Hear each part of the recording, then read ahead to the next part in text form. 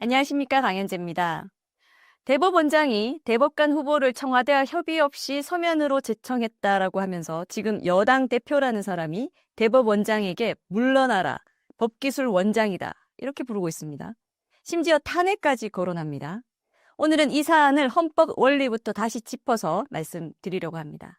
왜냐하면 지금 언론에 나오는 프레임 자체가 완전히 거꾸로 돼 있기 때문입니다. 먼저 헌법을 보겠습니다. 헌법 제104조 2항, 대법관은 대법원장의 제청으로 국회의 동의를 얻어 대통령이 임명한다. 이렇게 되어 있습니다. 여기서 핵심 주어가 누굽니까? 대법원장입니다. 제청권은 대법원장 고유의 헌법상 권한입니다. 대통령은 그 제청을 받아서 형식적으로 임명하는 자리에 있을 뿐입니다. 사법부의 독립을 지키기 위해서 헌법이 일부러 이렇게 설계해 놓은 겁니다. 행정부 수반인 대통령이 대법관 인사에 실질적으로 개입하기 시작하면 그 순간 삼권 분립은 무너집니다. 그런데 지금 벌어진 일을 보십시오. 대법관 후보 추천위원회가 지난 1월에 후보 4명을 추천위원회 이름으로 올렸습니다. 그런데 청와대가 그중 특정 인물, 김민기 당시 수원고법판사를 콕 집어 밀었습니다. 이 판사는 진보 성향 법관 모임인 우리법연구회 출신이고 남편은 현 정부 들어서 취임한 현직 헌법재판관입니다. 대법원장이 이해 충돌 소지를 이유로 반대하는 게 당연하고 상식적인 겁니다. 반대하지 않으면 잘못된 거죠. 여기서부터 언론 프레임이 뒤집힙니다. 관례를 깼다라고 하죠. 관례가 뭡니까? 대법원장이 후보를 정하면 청와대와 사전에 협의하는 겁니다. 그런데 이번에 그 협의 자체가 7개월 가까이 안 됐습니다. 왜 안 됐을까요? 대법원장이 협의를 거부한 게 아닙니다. 청와대가 이해 충돌 우려가 있는 이 특정 인물을 계속 고집하면서 조율 자체를 진전시키지 않은 겁니다. 생각해 보십시오. 헌법상 제청권자는 대법원장입니다.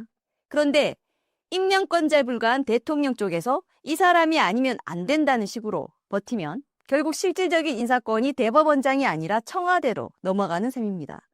이게 바로 대통령이 형식적 임명권을 넘어서 실질적 제청권까지 침해하는 상황인 겁니다. 헌법이 그토록 지키려 했던 사법부 독립의 경계선을 청와대가 넘고 깬 겁니다. 그 결과가 뭡니까? 대법관 자리 하나가 5달 넘게 공석으로 남았습니다. 대법원 재판부 구성에 차질이 생기고 사건 처리는 늦어집니다. 이 파행의 책임이 누구에게 있습니까? 대법원장입니까? 아니면 자기의 권한도 아닌데 자기 입맛에 맞는 특정 대법관 후보를 끝까지 대법관 만들겠다고 고집하면서 공석 사퇴를 방치한 이재명입니까? 답은 명확하죠. 초등학생도 금방 이해될 말씀을 제가 드리고 있는 겁니다. 더 이상 공석을 방치할 수 없는 상황에서 대법원장은 자신에게 주어진 헌법상 권한을 행사해 손봉기, 김성수 두 판사를 서면으로 제청한 겁니다. 정확히 헌법이 대법원장에게 준 그 권한을 그대로 행사한 겁니다. 오히려 지금까지 청와대와의 사전 조율이라는 간행에 맞춰 몇 달을 기다려준 것 자체가 대법원장으로서는 과도하게 인내한 것이라는 평가까지 나옵니다. 사법부가 좀 더 당당하게 자기 권한을 행사했어야 한다는 거죠. 대법관 수가 적어 사건 처리가 지연돼서 국민이 피해를 입는다면서 대법관 수를 갑자기 12명이나 더 뽑도록 만든 게 이재명과 민주당 아닙니까? 결국은 사건 지연이니 국민을 위한다는 건 새빨간 거짓말이고 이번 사태도 그렇고 대법관 수 증원도 그렇고 모두 이 불이한 권력의 더러운 사법부 장악 시도라는 말이 나오는 이유입니다. 손바닥으로 하늘을 가리는 격입니다. 이건 제 생각이 아니고요. 법을 제대로 공부한 정상적인 법조인이라면 대체로 이와 같은 판단을 할 겁니다. 헌법재판소 헌법연구부장을 지낸 김승대 변호사도 최근 언론 인터뷰에서 이 사안을 아주 명료하게 정리했습니다. 첫째, 대법원장이 대법관을 제청할 때 대통령의 의중을 반드시 고려해야 한다는 법적 요구사항 자체가 우리 헌법에는 없다는 겁니다. 사전에 조율해야 한다는 것도 법률적, 헌법적 의무가 아닙니다. 그동안의 관행이었을 뿐입니다. 둘째, 서면으로 제청한 것 자체에도 법적 문제가 없다는 겁니다. 대법원은 삼권 분립상 정부와는 별개의 사법부이고 대법원장은 자신이 가장 훌륭하다고 판단하는 법관을 제청하면 그만이라는 겁니다. 헌법 위반이 아니니 탄핵 사유도 될 수 없죠. 셋째, 더 중요한 대목입니다. 지금 청와대는 손봉기 부장판사에 대한 제청을 반려하는 방안을 검토 중이라고 알려져 있는데요. 그런데 이 김 변호사는 대통령이 제청을 반려한 뒤 다른 후보를 다시 제청하라고 요구하는 것, 이 자체가 헌법상 전혀 허용되지 않는다고 분명히 밝히고 있습니다. 헌법에 규정조차 없는 일을 하겠다는 겁니다. 이게 무슨 뜻입니까?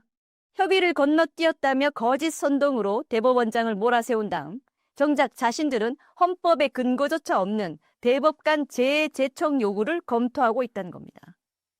또 아무렇지도 않게 이렇게 헌법과 사법을 파괴하고 있습니다. 정말 징글징글한 인간들이죠. 제 입에서 말이 곱게 나갈 수가 없습니다. 그런데 이 민주당 김민석은 이걸 어떻게 표현했습니까? 해방 이후 최악의 대법원장. 조희대 씨는 대법원장이라고 부를 수 없다. 법기술원장이다. 이러면서 물러나라고 압박하고 대법관들에게는 성명을 내라. 법관 회의를 열어 조희대를 쫓아내라. 라는 말까지 했습니다. 그리고 이 사태를 사법농단, 사법내란, 사법쿠데타라고 부르면서 갖다 붙일 수 있는 건 다 갖다 붙이면서 마치 불에 놀란 뱀새끼들 마냥 난리도 아닌 겁니다.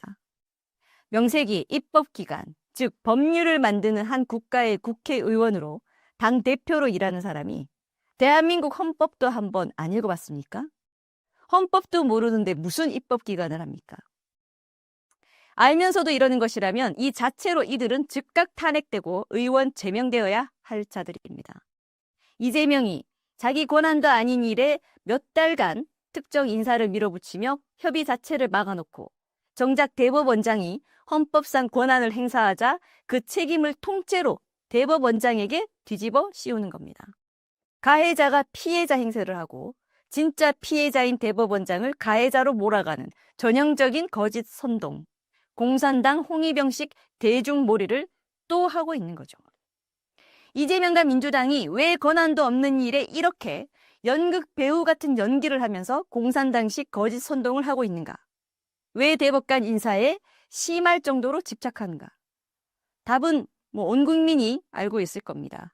이재명 하나 때문에 너무나 지긋지긋하게 이어져 온 일이죠. 이재명의 재판 때문입니다. 대법원 구성이 누구로 채워지느냐가 앞으로 이 사건들의 향배에 영향을 줄 수 있다는 건 삼척동자도 짐작할 수 있는 이야기죠. 자기에게 우호적인 성향의 인사를 대법원에 앉히려다 뜻대로 안 되니 대법원장에게 죄를 덮어 씌우고 사법부의 독립을 파괴하는 헌정유린의 짓까지 하는 것입니다.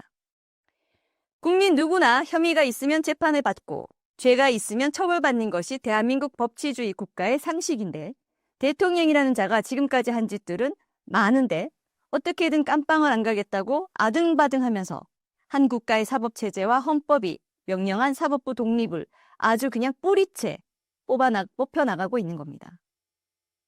가만히 지켜봐야겠습니까? 이런 망나니 같은 짓을요?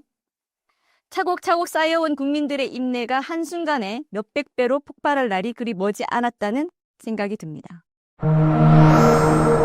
자유통일당을 응원하는 간단한 방법. 지금 채널 구독과 좋아요 부탁드립니다.